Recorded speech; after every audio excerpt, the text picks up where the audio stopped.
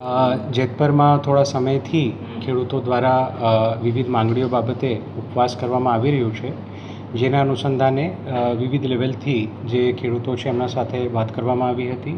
અત્રેના લેવલથી પણ વાત કરવામાં આવી હતી, સામાજિક આગેવાનો દ્વારા પણ વાત કરવામાં આવી હતી અને જે રજૂઆતો છે ખેડૂતોની એ બાબતે સરકારશ્રીમાં રજૂઆત કરવામાં આવી હતી. સરકારશ્રીએ ખૂબ જ પોઝિટિવ વલણ રાખીને આજે એ રજૂઆતો સંદર્ભે એક પત્ર મને કરવામાં આવ્યો છે. એ પત્રની વિગત હું આપ બધાના સાથે શેર કરું છું.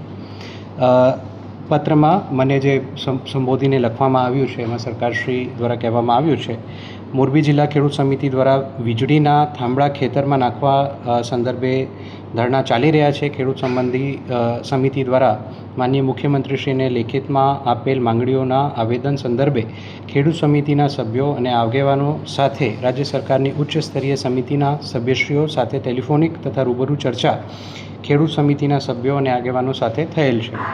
વહીવટી તંત્રના વડા તરીકે આપે પણ ખેડૂત સમિતિઓની વિનંતી કરેલ છે. ખેડૂતોના વિશાળ હિતમાં રાજ્ય સરકાર રાજસ્થાન સહિત અન્ય સરકારની તુલનામાં ખુલ્લા મનથી નિર્ણય કરવા માંગે છે.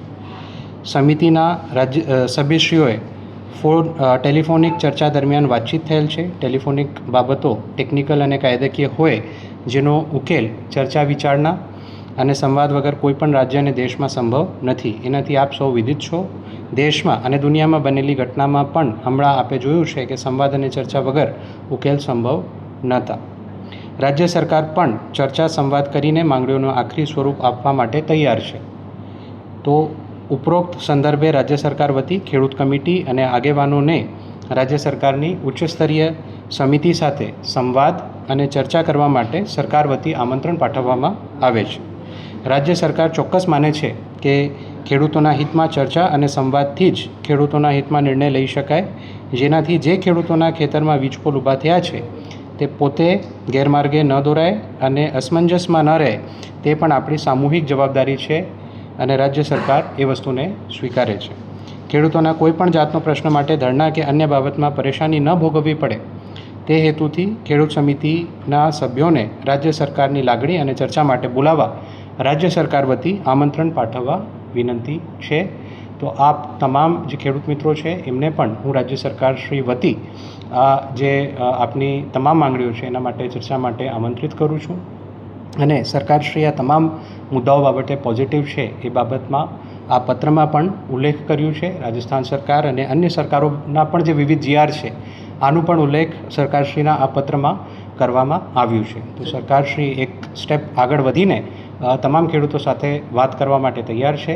તમામ ખેડૂત મિત્રોને પણ મારી સરકારશ્રી વતી વિનંતી છે, આગ્રહ છે કે આપ લોકો પણ એક સ્ટેપ ભરો અને અહીંયા આવીને સરકારશ્રી સાથે સંવાદ કરો અને જે આપની માંગણીઓ છે ટૂંક સમયમાં એનું નિકાલ આવે એના માટે સરકારશ્રી પૂરતા પ્રયત્નો કરશે. ચોક્કસથી જે એમની માંગણીઓ છે એના માટે સમય અમે નક્કી કરીશું અને રાજ્ય સરકારશ્રી સાથે જરૂર જણાય તો અહીંયા અથવા ગાંધીનગરમાં જે વાતચીત છે એનું આયોજન કરવામાં આવશે. બિલકુલ, એનું જે નિકાલ છે એ વાતચીત અને ચર્ચા કરીને જ આવી શકે છે, પરંતુ તમામ મુદ્દાઓનું ઉલ્લેખ આ પત્રમાં આવી ગયું છે કે આ તમામ મુદ્દાઓ બાબતે સરકાર વિચારણા કરવા માગે છે. બિલકુલ, એ જે ખેડૂતો નું પણ સમય અમે જાણીશું અને સરકારશ્રીનો પણ સમય અમે જાણીશું અને જે પરસ્પર સહમતિનો સમય હોય એ સમયમાં ચર્ચા કરવા માટે સરકારશ્રી તૈયાર છે. બિલકુલ, જે આજે પત્ર મેં આપના સામે રજૂ કર્યું એ પત્ર અમારા પ્રતિનિધિ તરીકે એસડીએમ શ્રી મોરબી હાલ જઈને એ પત્ર તમામ ખેડૂતોને મારા વતી આપવાના છે અને એમને આમંત્રિત પણ તો ઝડપથી પ્રશ્નનો ત્વરિત નિકાલ આવે એના માટે પ્રયત્નો કરી રહ્યા છે. સરકારશ્રી પણ એમાં એકદમ પોઝિટિવ છે, પરંતુ જેમ આપની સાથે મેં ચર્ચા કરી અને પત્રમાં પણ જેમ ઉલ્લેખ છે કે કોઈ પણ પ્રશ્નનો નિકાલ ઉકેલ ચર્ચાથી જ આવે છે. તો તમામ ખેડૂત મિત્રોને પણ મારી આપના વતી વિનંતી છે, આગ્રહ છે કે આપ તમામ ખેડૂત મિત્રો ચર્ચા માટે સરકારશ્રી પાસે